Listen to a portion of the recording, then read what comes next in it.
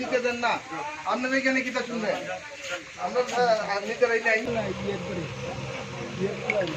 ওই নাম কি দা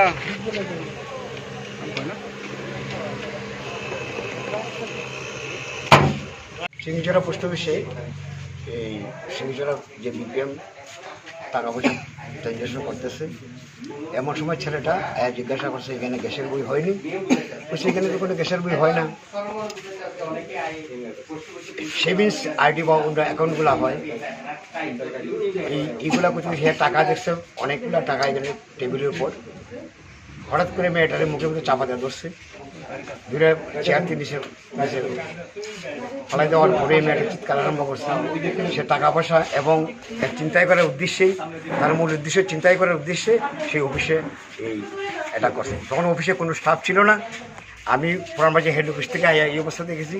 আর আমাদের এখানে যে এমডি আছে সে চিঠি নিয়ে সে বিতে গেছে, মেয়েটারে একা পেয়ে সেখানে চিন্তাই করার জন্য, টাকা পয়সা চিন্তাই করার জন্য সে চেষ্টা করছে।